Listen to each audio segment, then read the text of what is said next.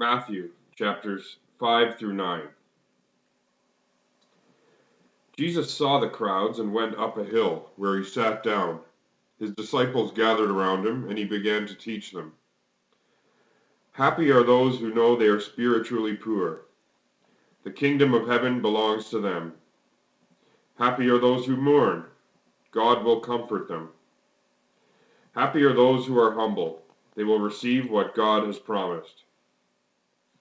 Happy are those whose greatest desire is to do what God desires. God will satisfy them fully. Happy are those who are merciful to others. God will be merciful to them. Happy are the pure in heart. They will see God. Happy are those who work for peace. God will call them his children. Happy are those who are persecuted because they do what God requires. The kingdom of heaven belongs to them. Happy are you when people insult you and persecute you and tell you all kinds of evil lies against you because you are my followers. Be happy and glad, for a great reward is kept for you in heaven. This is how the prophets who lived before you were prosecuted.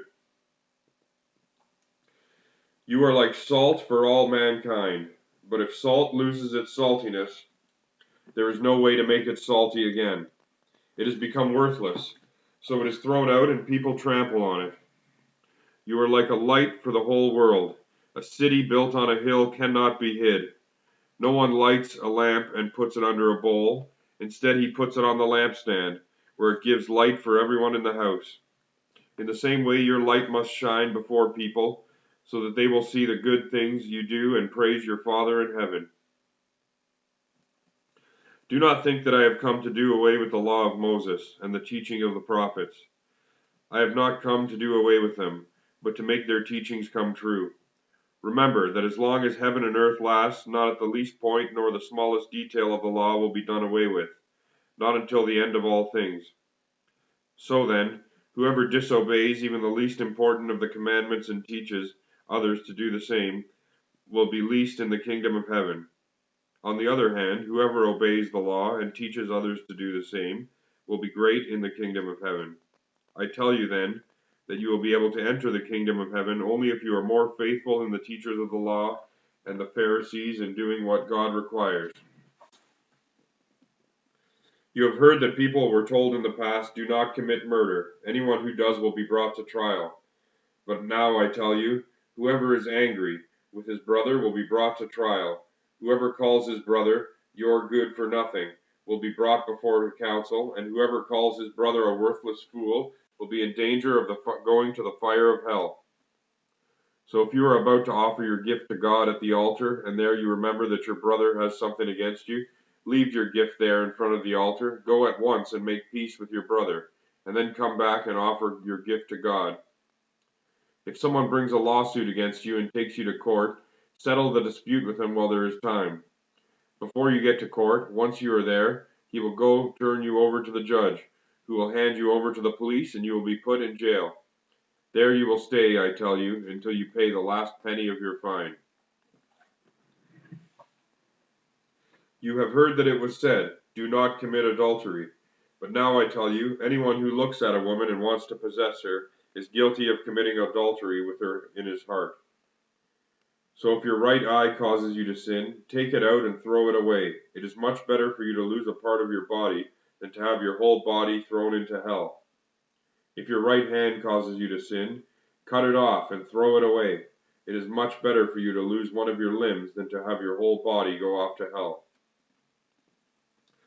It was also said, "Anyone who divorces his wife must give her a written notice of divorce." But now I tell you, if a man divorces his wife for any cause other than her unfaithfulness, then he is guilty of making her commit adultery if she marries again. And the man who marries her commits adultery also. You have also heard that people were told in the past, "Do not break your promise, but do what you have vowed to the Lord to do." But now I tell you, do not use any vow when you make a promise. Do not swear by heaven, because it is God's throne, nor by earth, because it is the resulting place for his feet, nor by Jerusalem, because it is the city of the great king. Do not even swear by your head, because you cannot make a single hair white or black. Just say yes or no. Everything else you say comes from the evil one. You have heard that it was said, an eye for an eye and a tooth for a tooth. But now I tell you, I do not take revenge on someone who wrongs you. If anyone slaps you on the right cheek, let him slap your left cheek also. And if someone takes you to court and to sue you for your shirt, let him have your coat as well. And if one of the occupation troop forces you to carry his pack 1 mile, carry it 2 miles. When someone asks you for something, give it to him. When someone wants to borrow something, lend it to him. You have heard that it was said, love your friends, hate your enemies. But now I tell you, love your enemies and pray for those who persecute you, so that you may become the sons of your Father in heaven. For he makes his sun to shine on the bad and good people alike, and gives rain to those who do good and those who give evil. Why should God reward you if you love only the people who love you? Even the tax collectors do that. And if you speak only to your friends, have you done nothing out of the ordinary? Even the pagans do that. You must be perfect, just as your Father in heaven is perfect. Make certain you do not perform your religious duties in public so that people will see what you do.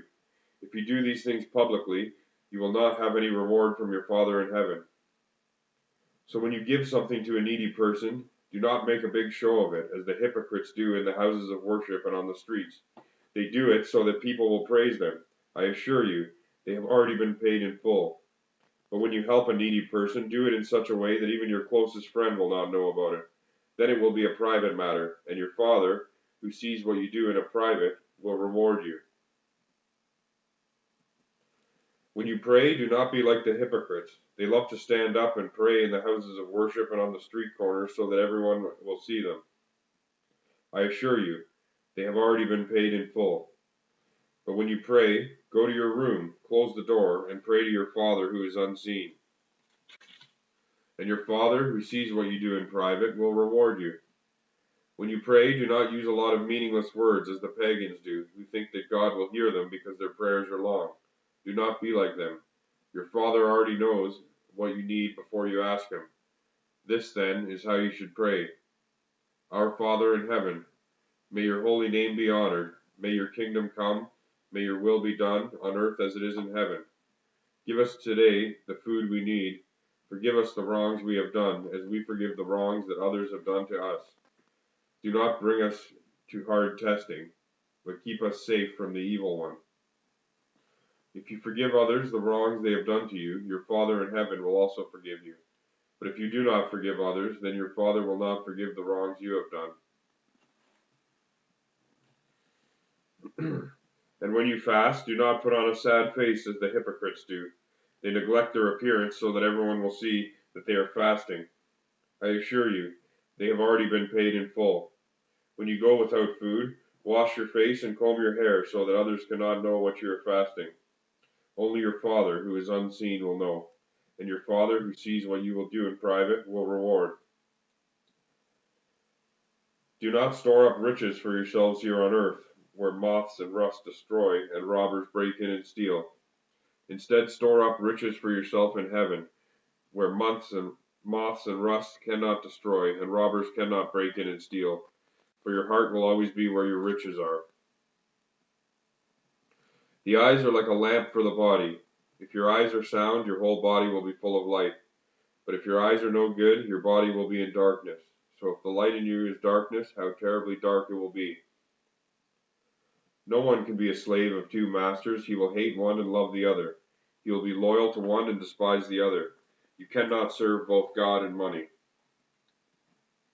This is why I tell you, do not be worried about the food and drink you need in order to stay alive, or about clothes for your body. After all, isn't life worth more than food? And isn't the body worth more than clothes? Look at the birds. They do not plant seeds, rather the harvest and put in barns. Yet your Father in heaven takes care of them. Aren't you worth much more than birds? Can any of you live a bit longer by worrying of it? And why worry about clothes? Look how the wild flowers grow. They do not work or make clothes for themselves, but I tell you that not even King Solomon, with all his wealth, had clothes as beautiful as one of these followers. It is God who clothes the wild grass that is here today and gone tomorrow, burned up in the oven. Won't he be all the more sure to clothe you? What little faith you have. So do not start worrying. Where will my food come from, or my drink, or my clothes?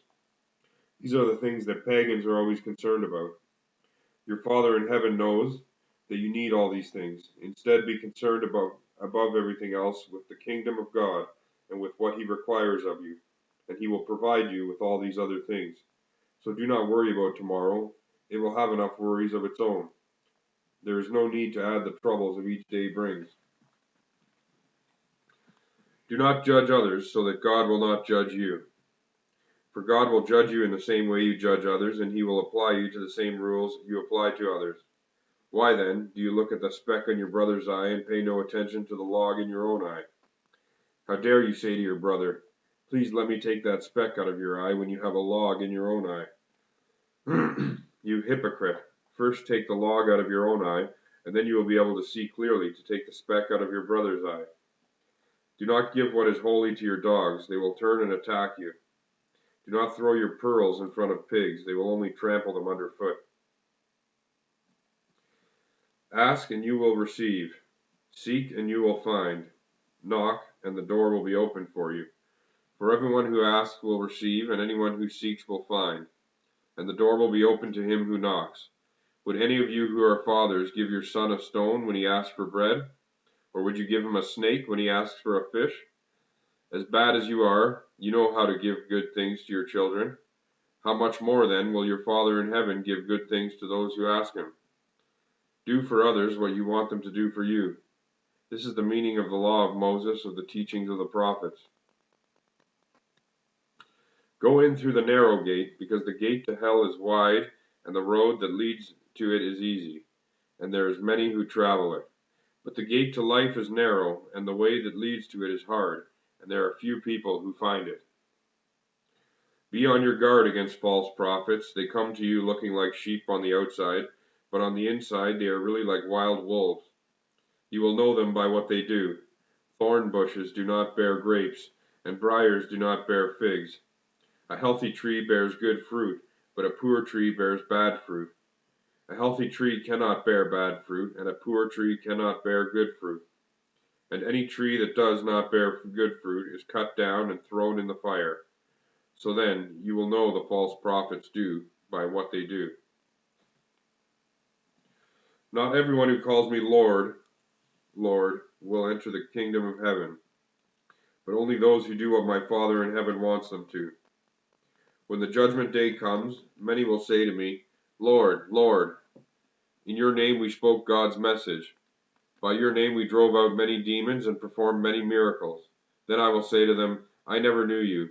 Get away from me, you wicked people. So then, anyone who hears these words of mine and obeys them is like a wise man who built his house on rock. The rain poured down, the rivers flooded over, and the wind blew hard against that house, but it did not fall, because it was built on rock. Anyone who hears these words of mine and does not obey them is like a foolish man who built his house on sand. The rain poured down, the rivers flooded over, the wind blew hard against that house, and it fell. And what a terrible fall it was. When Jesus finished saying these things, the crowd was amazed at the way he taught.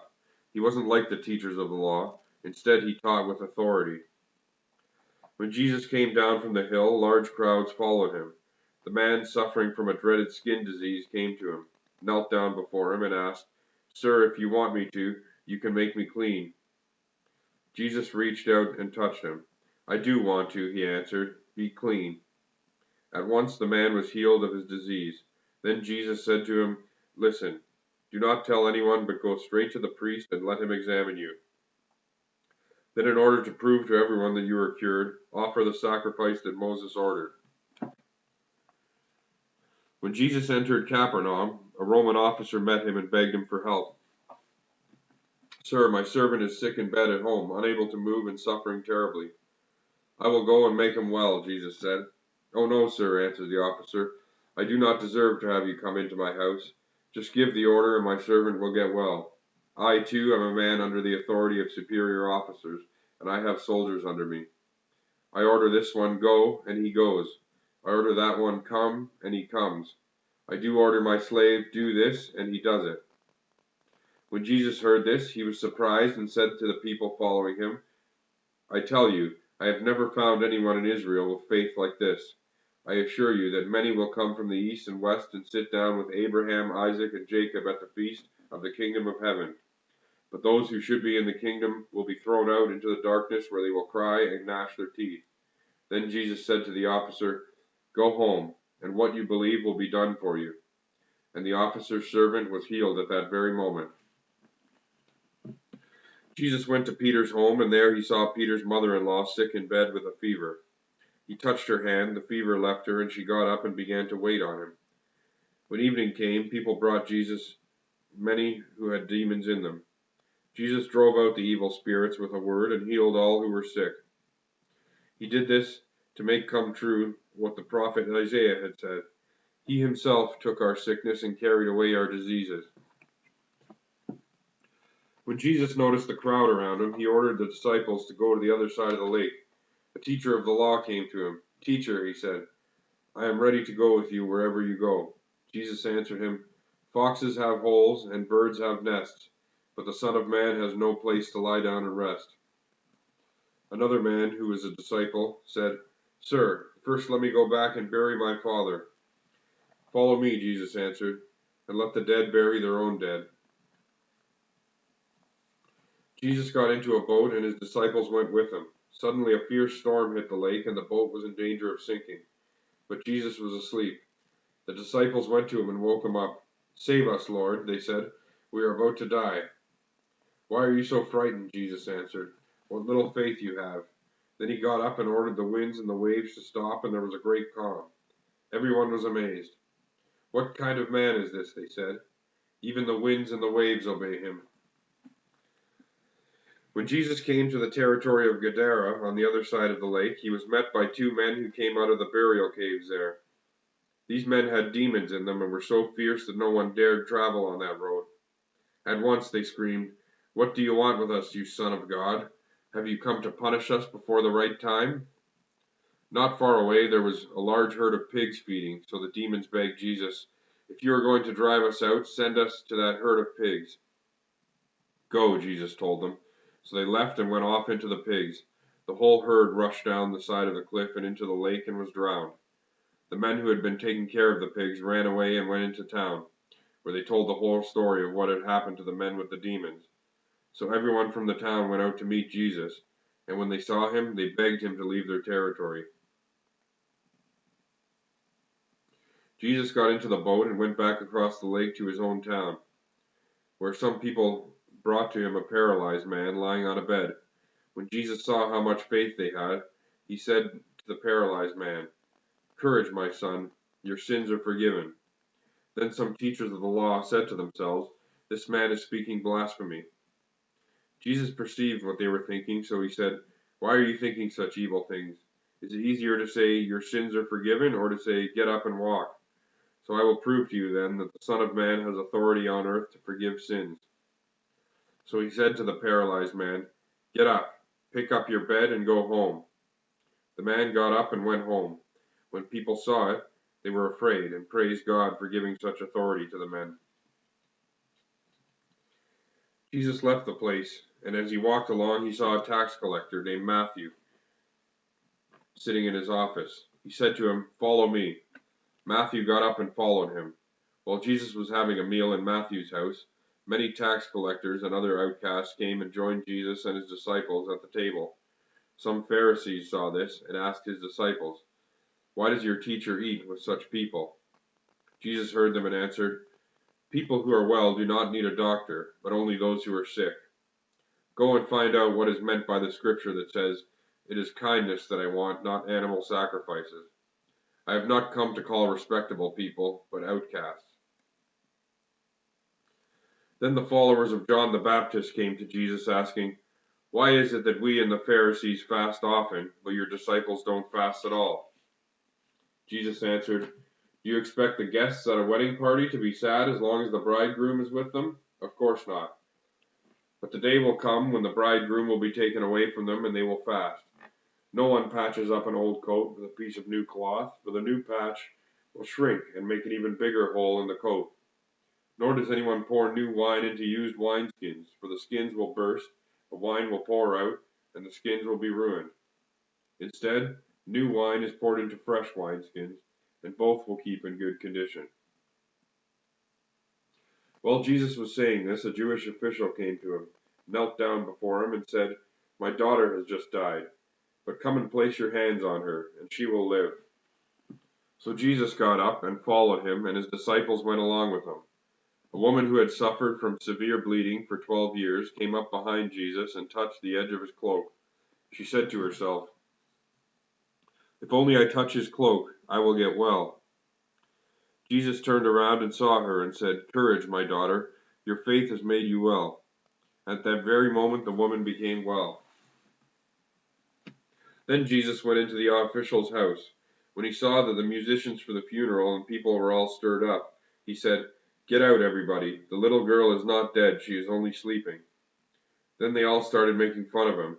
But as soon as people had been put out, Jesus went into the girl's room and took hold of her hand, and she got up. The news about this spread over that part of the country. Jesus left that place, and as he walked along, 2 blind men started to follow him. "Have mercy on us, Son of David," they shouted. When Jesus had gone indoors, the 2 blind men came to him, and he asked them, "Do you believe that I can heal you?" "Yes, sir," they answered. Then Jesus touched their eyes and said, "Let it happen, and just as you believe." And their sight was restored. Jesus spoke sternly to them, "Do not tell this to anybody." But they left and spread the news about Jesus all over that part of the country. As the men were leaving, some people brought to Jesus a man who could not talk because he had a demon. But as soon as the demon was driven out, the man started talking, and everything was amazed. "We have never seen anything like this in Israel," they exclaimed. But the Pharisees said, "It is the chief of the demons who gives him the power to drive out demons." Jesus went around visiting all the towns and villages. He taught in the synagogues, preached the good news about the kingdom, and healed people with every kind of disease and sickness. As he saw the crowds, his heart was filled with pity for them, because they were worried and helpless, like sheep without a shepherd. So he said to his disciples, "The harvest is large, but there are few workers to gather it in. I pray to the owner of the harvest that he will send out workers to gather in this harvest."